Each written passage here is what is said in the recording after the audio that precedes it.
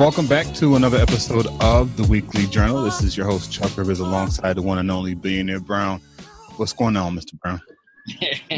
Everything is going on. Everything's going on. It's a little cold out here. Yeah. It's when I think winter's about to make its appearance. Unfortunately, but Winter came through like, allow me to reintroduce myself. My name is Cold. I remember last year it didn't come till late. Like last year, I don't think we got snow until like middle of January is when it was last year. But yeah, I think they're calling for snow up here in the Maryland, PA area. So yeah, not looking forward to it. He said, "My name is Cold." And you would think, being that I'm from Buffalo, that I'm used to it. Like, I've been in Maryland since 2006, and I got spoiled. So, and I don't like the snow now. I don't want to go back home until the snow is done. Really? It's done, yeah. I'm not a snow person at all, man. No snowball fights? No, not anymore. I mean, of course, when you were kids, that stuff happens, but as an adult, Dumb and Dumber. Yeah. Yeah. Have you seen the part 2, Dumb and Dumber 2? Nah. Oh, you haven't? Yeah, that one is not as funny, but that one was pretty funny. Jim Carrey. It couldn't be as funny. Jeff Dan. No, it wasn't as funny, but it was still good. Yeah, shout out to Jim Carrey and Jeff, especially Jim Carrey. I don't know. Have you seen any of Jim Carrey's recent interviews? A couple, yeah, I did. Yeah, like he's on a new level. I think he's evolved. Yeah, I think he's evolved as a person. Whatever experience he went through, whatever his whole mindset is. He's like a different person now. Has he really evolved, would you say? Or are you just hearing from him more? No, just some of the topics that he talks about. So not evolved in the sense of, him being on media more, but just some of the subjects. And I actually watched a documentary on Netflix about Jim Carrey. Did you see that?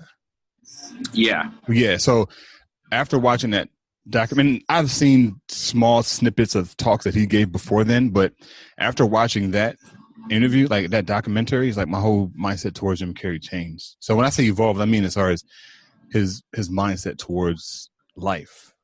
When did you hear this story about him writing himself the $10 million check? It's come up before, but when I watched the documentary, that's when I was reminded, oh wow, he really did, write himself a $10 million check, and he was able to. He had the money, he could have cashed it, right? But then he said he put it in the grave when his father passed away, I think, or his mother, one of the two. See, I feel the same way about with Jim and his mindset. I feel the same way, like how with Jay-Z. Oh yeah, definitely. It's like, no, but he's been saying the same thing since he first came out. He hasn't evolved. He's just talking about it more. So I feel the same thing like with Jim Carrey. I think Jim Carrey, even if you include prior to him writing a $10 million check to himself, I think that, their thoughts are pretty much the same. They might have strengthened. Yeah. But the core of it is exactly the same. Okay, I see. What do you think about that? You think these people are evolving?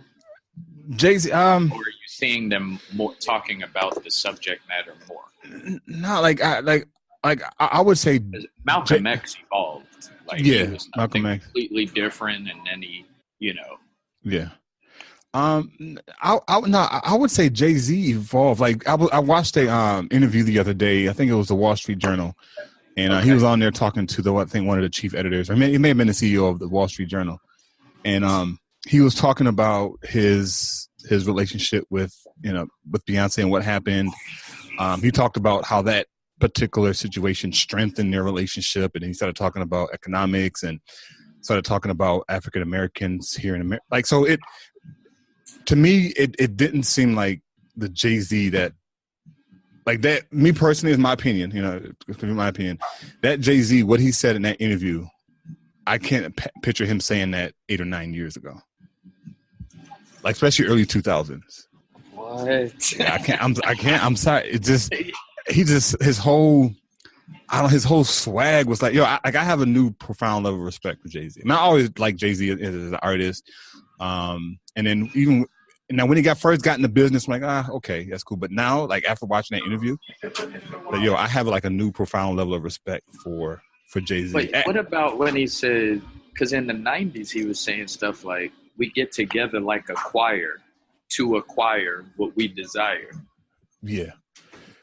Well, telling you to get back together. What about the verse on Jay Electronica when he said about to chase the Yaku back in the cage?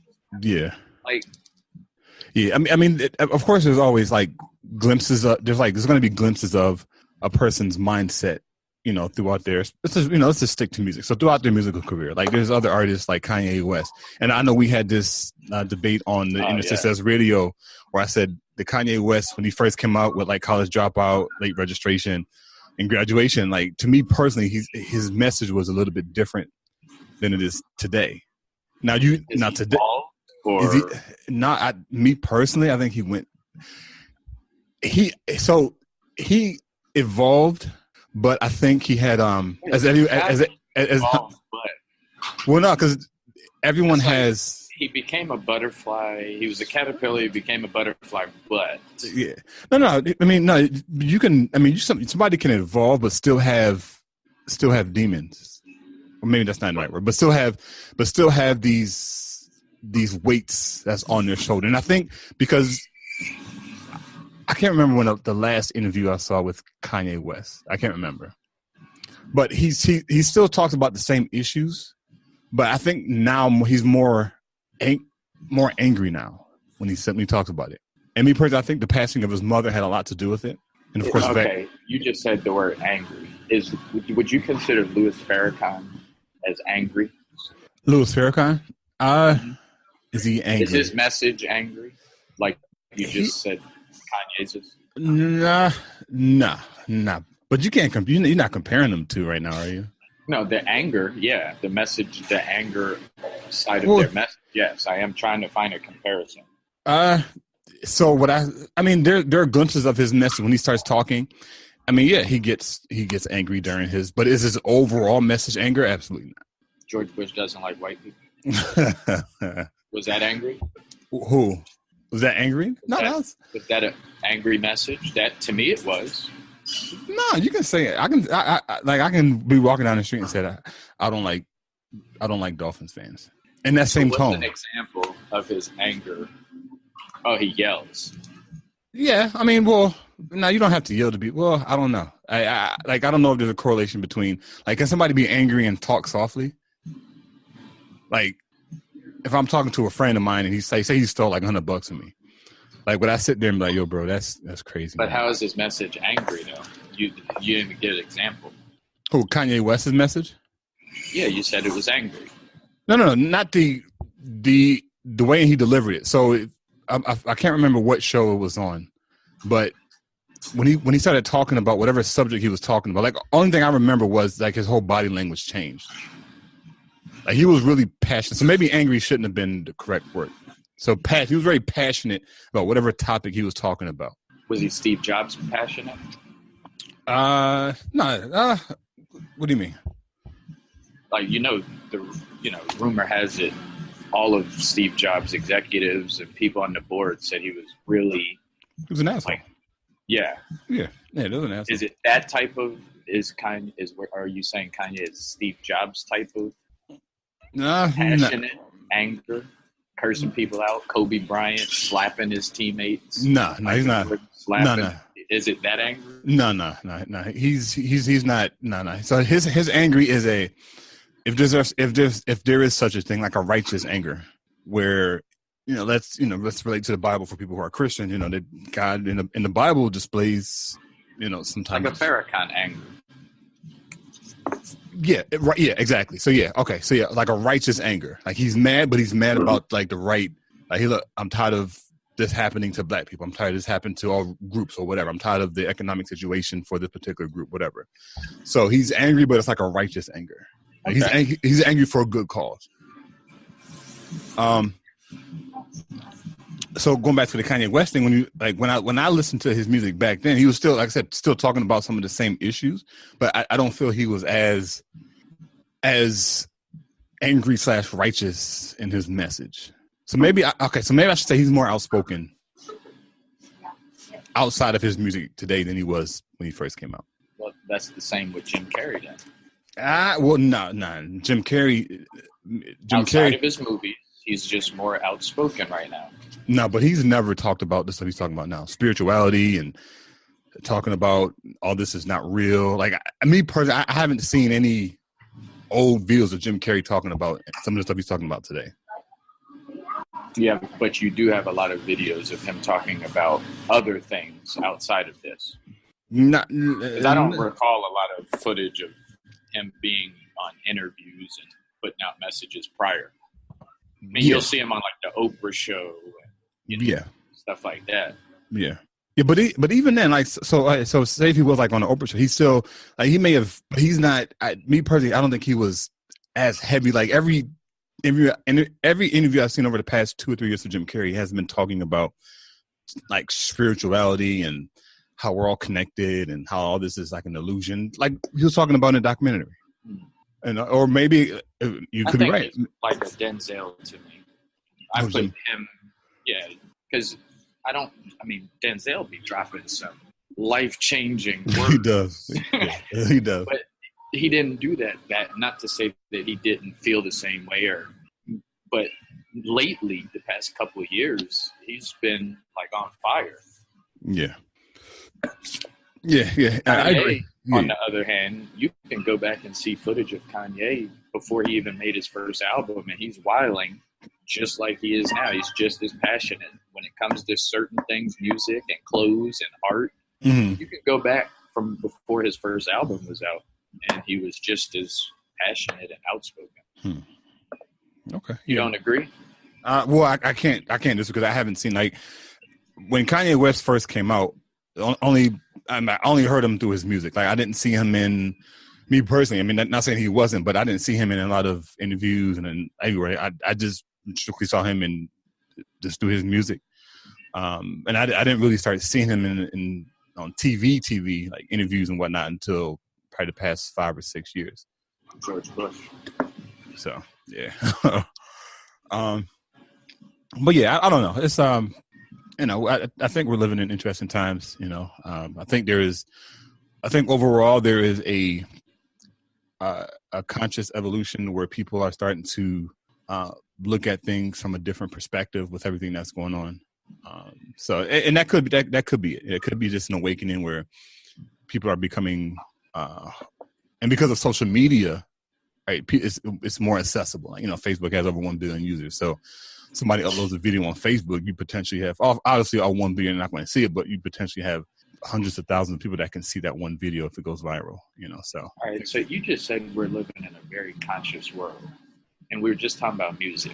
Mm-hmm. I'm curious to know your thoughts. Like, being that I can agree with that. But you know how Talib Kweli, Black Star, Guru, Rakim, who else? The Roots with Black Thought. Yeah. You go through all of these conscious, Most Def. You go through all of these conscious, Common, all these conscious rappers. I think Common did go platinum. Maybe another 1 or 2 of those people went platinum. But with their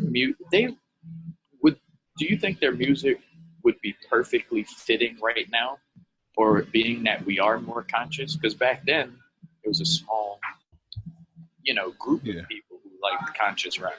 What do you think about that? I think the target, not the target audience, but I think the people that will be more attracted to those artists you just mentioned, Talib, Common, Black Thought, would be people around our age group, like who appreciate and understand that type of music. I think, unfortunately, for millennials today, a lot of their artists, like 21 Savage, Migos, Lil Uzi, Lil Yachty, like they're like, just in watching interviews between, and I love Joe Budden. Like, Joe Budden is one of my favorite rappers, man, of all time, even up until today. He's evolved. He has. He has evolved. He has. People call him angry, but to answer your question, I think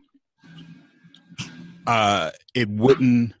Yes, their music is what we need, However, because of who controls music and the fact that our young people, they wouldn't be attracted to that music, right? It's not like the beats aren't as catchy as some of the modern beats today.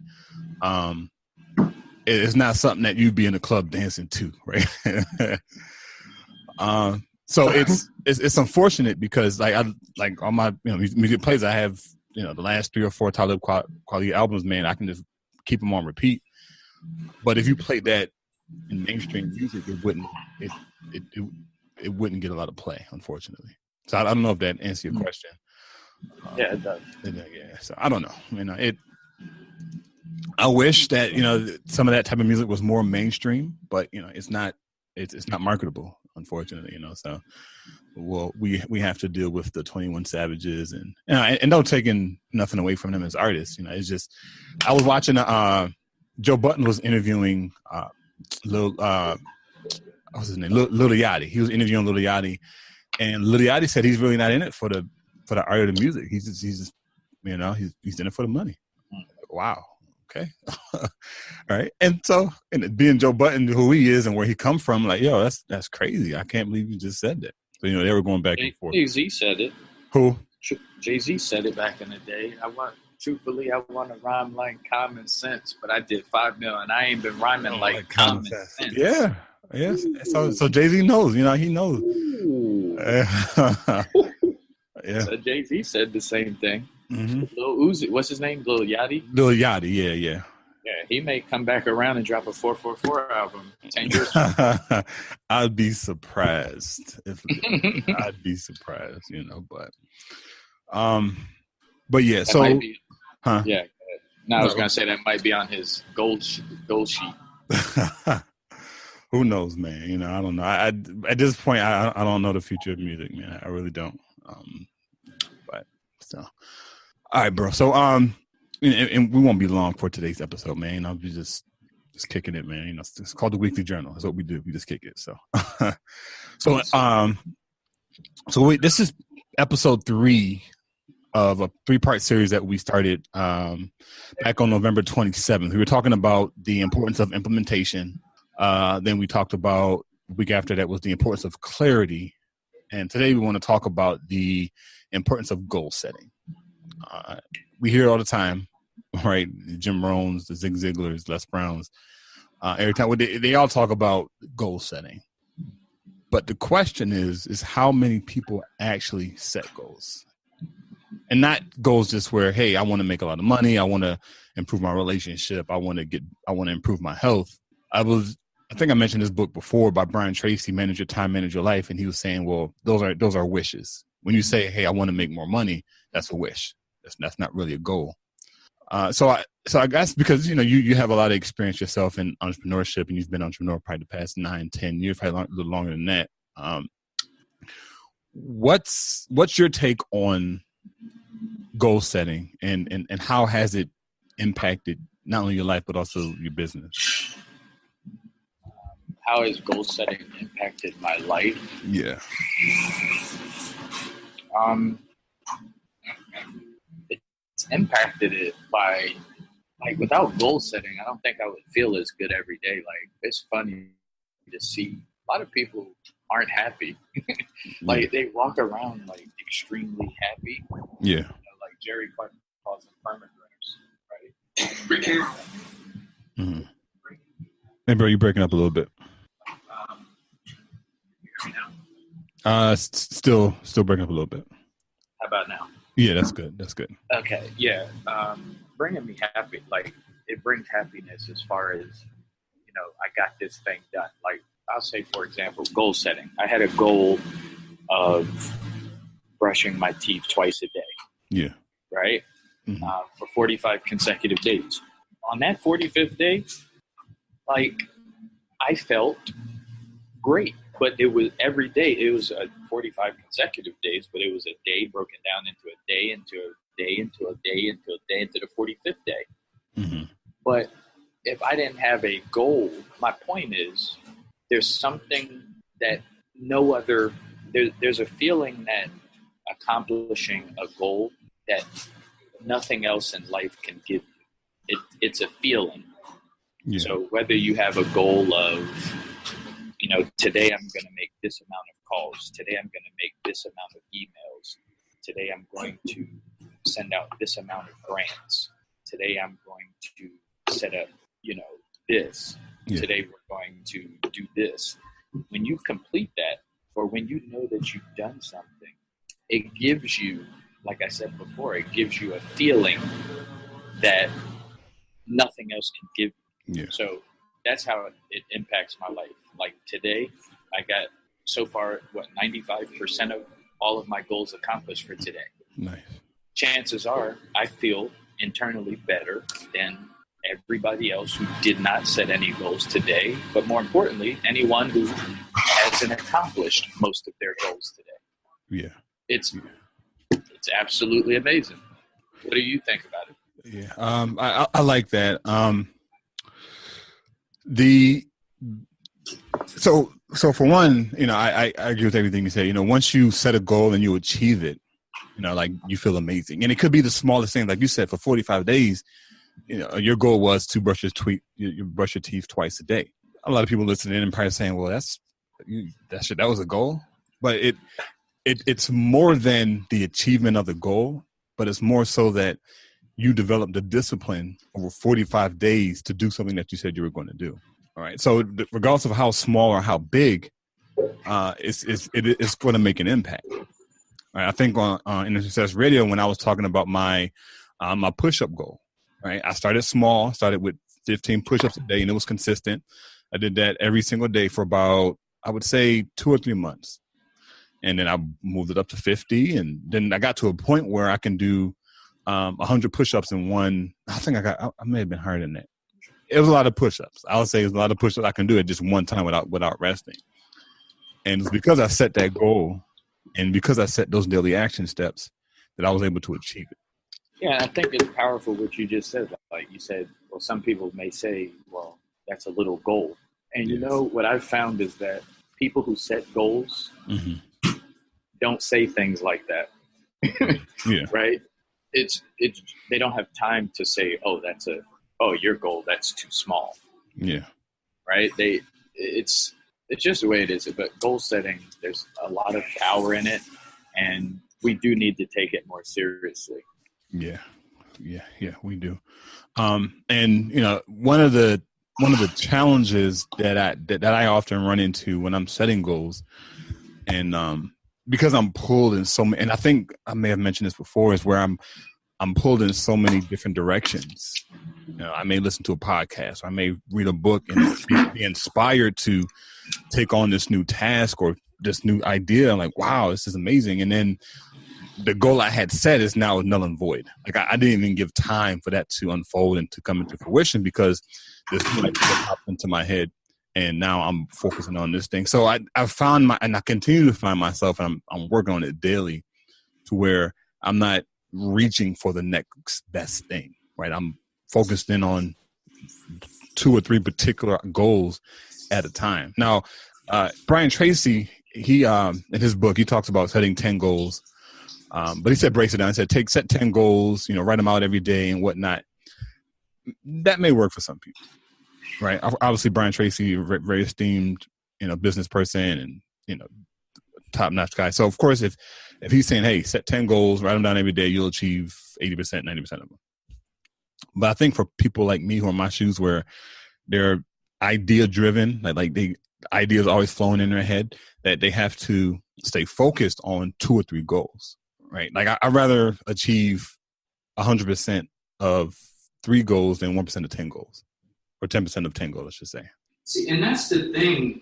Why I never sometimes I think if you take goal setting, for example, you say somebody is struggling with smoking cigarettes. Like I had trouble. Like that's why cold turkey to me doesn't really work, because to validate what you're talking about, it's like you have to have the cold turkey is just like, I'm just not going to do it anymore. If you go through and the studies and the research of how people stop things, specifically smoking and drinking, it's not through going cold turkey. That's like hitting the lottery. That's like going to the NBA or going to the NFL. what really works, the same way it worked for me when I was drinking, right? I didn't have no pause button. And I've tried cold turkey. I went cold turkey, and then I fell back. I went cold turkey, I fell back. Went cold turkey, fell back. Until I set a goal, like, you know what? On Mondays, I'm not going to drink alcohol. Mm-hmm. Okay. Do that for like 2 years. Okay. That following year, okay. On Monday and Tuesday, I'm not going to. So it's these little goals, and then eventually you accomplish it. But I hope that touches someone who is trying to, they tried to go to cold turkey. That's not a real, it's a goal. Mm-hmm. Is it a goal for the lotto player, that says, I'm going to win one day. I'm going to win one day. I'm going to win the lottery. Every day they say it. No, that's not really a goal, is it? No. Yeah, I agree. Yeah. Yeah, I agree 100%. And I think on the last episode we were talking about when we talked about the importance of clarity, and we were using the analogy of the ship. A ship is headed to, let's say, Jamaica, right? And they have the goal to get to Jamaica, right? But then they have to have these small goals along the way, right? They have to make sure the ship is aligned in the right direction. So by the time they get to their end destination, they're in Jamaica as opposed to another part of, South America or whatever. So, and as they're going, as they're on the water, and they're, every 500 miles, they're saying, okay, well, let's check our positioning, right? And they go another 500 miles. Let's check our positioning. And as long as their positioning is lining up with what their goal is, they know that they'll get there eventually, right? That's crazy. Go ahead. I was going to say, yeah, and of course, there's going to be storms, right? There's going to be challenges, but as long as you keep that goal in front of you, whether or not the steps that you're taking will get you there. Like if they didn't, like for example, if the cruise ship didn't have like every 500 miles that double check verify, then they wouldn't know whether or not they're on the right path. But because they're checking, hey, where am I? Where am I? Right? For example, for your 45-day goal of brushing your teeth twice a day, let's say 2 weeks in, you take probably a half an hour and reflect, okay, well, how have I been doing? Right? Like it's like a self-check. You're like checking in with yourself just to make sure that you're still headed in the right direction. Yeah, but that's also another reason. This is called what? The power of setting goals? Yeah. Yeah, when I didn't set goals, it was when I didn't want to be held accountable. I knew that setting a goal is going to hold me. Like, I got to look up and be like, oh, snap, I did or didn't do it. Yeah. And when you get into that point, it's how are you, if you've had that experience before, right? Where someone is like, well, I don't want to set a goal because I'm probably going to not get it. Yeah. So therefore I'm not going to set it. Yeah. So what do we, if there's a power in setting goals, we can't be afraid if it doesn't work out. If we look up and it doesn't work out, right? Yeah. Yeah. And I think Tony Robbins says it's like failure is only failure if you don't learn from it. Right. Like they say 80% of first-time businesses fail, but then they don't say the statistic after that, how many of those businesses try to restart another business and what's that success rate? I'm pretty sure that would probably be an inverse. It'll probably say 80% of second-time business owners succeed. And I believe that's the case. I know Les Brown talks about one of his friends who tried to start 20-something businesses, and he had failed each one of them. But then he came to him with failure to failure without losing enthusiasm. Yeah, right. He said he came to him with the same enthusiasm, like, "Hey, Les, I have this business opportunity, man. You'll love it." And Les Brown was like, "Look, he loved the guy's enthusiasm, right?" So I think at the end of the day, man, once you have a goal set in mind, and it's and the foundation of it is value based, and it's not something that was input into your mind based off of what's hot right now, I think people will appreciate the journey that it takes to get there. Bro, I can't tell you how many times I've been vegetarian, been vegan, and I lost count. Right, but my goal is to ultimately become a vegan. Right, but is it so? If we say that how am I going to put this? Is there a difference between? Is there any importance of writing a goal down and just having it in your head? I know when I was struggling with the goal setting, successful people always tell you to write down your goals. Yeah. But I thought I was different, and I wouldn't do it. I'd be like, nah, I got it in my head. Have you ever been there? And do you think there's a difference between having a goal in your head and having it, like writing it down on paper and owning it? Oh yeah. I think there's definitely a distinction between the two. You know, I've read a lot of books, you know, in the past 12 years, and every book that was like business related or I guess that falls under that self-help category, every single one, I might even exaggerate, every single one said your goals should be written down. So do you count it as, should we count goals if it's in our head? Me personally, no. I mean, obviously it starts there, right? That idea pops in your head. Oh, wow, I think I want to achieve X, Y, and Z by this time next year. So that's where it originates. But you have to get that down on paper because things happen, right? There's so much where every single day we're bombarded with all this different stimuli. And say if we try to remember the goal, we could forget it, right? Prime example. The other day I was on a train going to work, and an idea popped in my head. And I didn't have a pen, didn't have a pad. So I pulled up my iPhone and I put it in my notes app. And what's funny is I completely forgot about it until one day I went I think the day or two after that, I went to my note app like, oh, wow, I forgot I had this idea. Right. But if I would have just tried to keep it in my head, idea would have been gone. And it was one of those ideas that hit you. And like, yo, this is a great idea. And this is one of those. I was reading it again.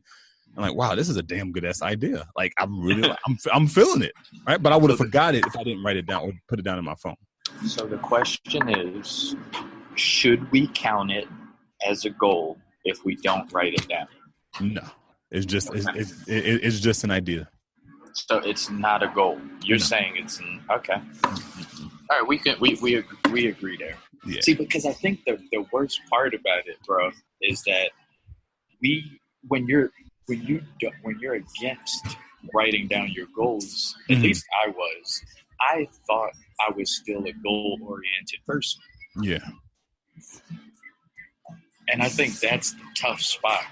And I think a lot of people are suffering from that. They think that because they have it in their head, that it holds weight. So I'm with you on that. It does. Yeah. It's not a goal if you don't write it down. It's not. Yeah, and it's not a goal until, like you said, you write it down, but then you put a deadline on it, right? They have, and I'm pretty sure most of the people listening into this episode have heard of SMART goals, right? Specific, measurable, attainable, realistic, and time bound, right? An acronym. Or people they mix it up some, but that's generally the gist of it. That's when it becomes a goal. Right. But, again, if it's not written down, right, if you don't know that, hey, I need to be making, let's say $120,000 by this time next year in order to get to that next goal, like, how would we know we're even on that same trajectory? We could be way completely off, and it's funny, we'll start winding down here, is that we're having this conversation because I need to revisit my goals. Right, because I'm the type of person, like I have them electronically. I have like 10,000 notebooks all over the place, and I have stuff everywhere. So for me personally, I think I'm pretty sure a lot of people listening probably may go through the same thing where you have a bunch of stuff written down in a lot of places, right? But for me, I'm really going to narrow in down and say, okay, well, there's one place where I can keep my goals. I may even get like a little, a dry erase board, where you can, put stuff on that. I think I might get one of those. That way I'm seeing my goals every day. So. Yeah, bro. I don't know, but yeah, That was good. Giving it a deadline, I think that was big.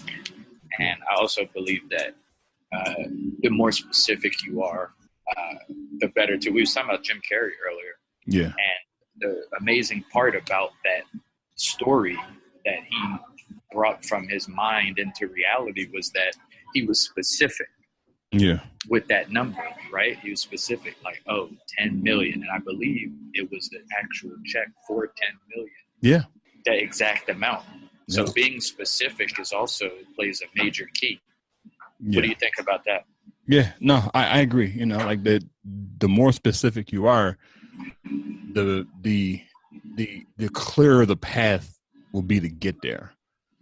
Right? You won't be sidetracked by everything that has nothing to do with the goal that you're on, the trajectory you're on. Like, again, just going. I love using ship analogies because I heard Tony Robbins one time, or no, was it Zig Ziglar say something about a ship analogies? It just blew my mind. But about what?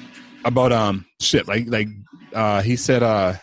Zig Ziglar said, on the bottom of every ship, there's like a little propeller. He said about an inch or two, and if they just move that propeller, that's like an inch or two, like a couple of centimeters to the left or to the right, it's going to move that 1,000-ton ship in a completely different direction.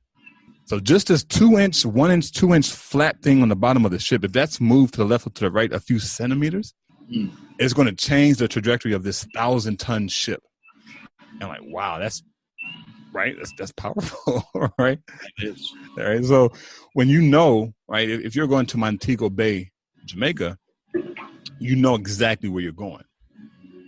So anything that doesn't look like it's on the right path, you start saying, okay, well, this doesn't look like we're on the right way. Right? If you start seeing snowflakes, like, okay, we're definitely not in the right direction. All right. But you say, hey, I want to go somewhere down south. You know, what direction? Left, left to the right, straight. What, which way you want to go? Southeast, southwest, but I think when people start to realize that, especially as we transition into 2018, I always say that the goal setting starts now. People say, oh, I'm going to wait after the new year. I'm going to do X, Y, and Z. I'm going to wait until that. No, start now. Right. Build the momentum now going into the new year. That's really. So and that's something that I'm looking into, right? I told myself, hey, 2018, I'm gonna stop eating meat. How come I can't start? All right. Wait, are you you just threw that out there as an example, or are you serious? It's a wish, right? I haven't written it down yet, and I guess this is a part of the process where I'm in mind. I'm thinking of all the times that I failed in the past, where I've gone almost. Probably, I think as long as I went, it's like 6 or 8 months without eating any meat.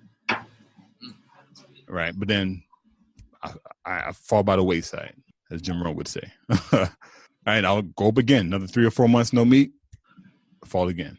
So, and I guess that's something else we have to be careful. I know we got to get out of here, but I know that's something else that we have to be mindful of is that when we're trying to achieve a goal that we failed at before, just make sure we're not replaying our attempts before in the mind, right? Not replaying those failures in a negative way. Like we can look at it and say, okay, well, Charles, what happened? Why did you fall off your diet? What state of mind were you in? What environment were you in?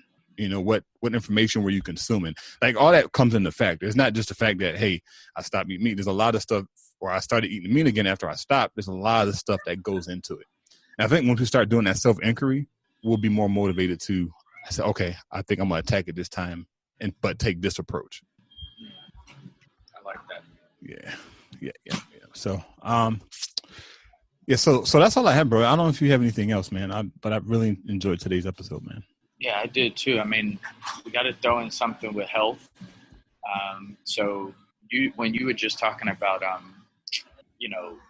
starting and stopping, and stopping. Yeah. Like I'm going to read this real quick, and then I'm going to give us our little health thing. So breakfast is the most important meal of the day because it feeds your body and mind with the necessary nutrition and energy to function throughout the day. Yeah. Eating breakfast regularly will also help keep weight off because it gets your metabolism going. Breakfast is very important. And there was I'm off and on. You was just talking about being off and on with the meat. I'm off and on with breakfast, and I know it's important. Yeah. And right now I'm off. Yeah.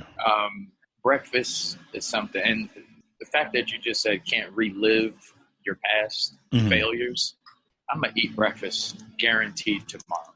Yeah. I'm going to eat a breakfast guaranteed. Even if I just eat a banana or a fruit, I'm going to eat breakfast tomorrow. Yeah. Like, because it is very important. What do you think about breakfast? Yeah, I agree. 100%. They said that your digestive tract is most active between the hours of, I think it was 7 and 9 or 7 and 8 like you said, early in the morning is when your digestive system is most active because you're just coming out of sleep. You've been always fasting. Eat breakfast? I don't, and I need to. Yeah, I need to start doing it. Now. I try to do like a cup of water, or at least 2 cups of water every morning, especially when I first wake up. I'm not always successful in doing that, but I'll drink like a cup or 2 of water just to get my digestive system flowing, and then I'll eat like a piece of fruit or something when I get to work. Yeah, and then it's definitely something that I got to get better at. Yeah, definitely. And I binge on tea. So this is a sidebar. I got this recipe from my mom. I think I may have mentioned it in the last episode, but I want to reiterate again: ginger and cayenne pepper tea. And it's actually it curbs your appetite. Like I'll drink 2 or 3 cups in the morning, and I'm like good. Like I'm not even hungry until like around lunchtime. What is it again? Ginger. And cayenne pepper.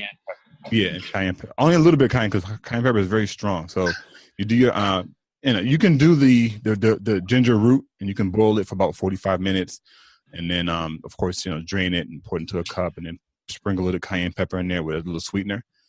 But I use a tea bag, so I just do my tea bag, my ginger tea.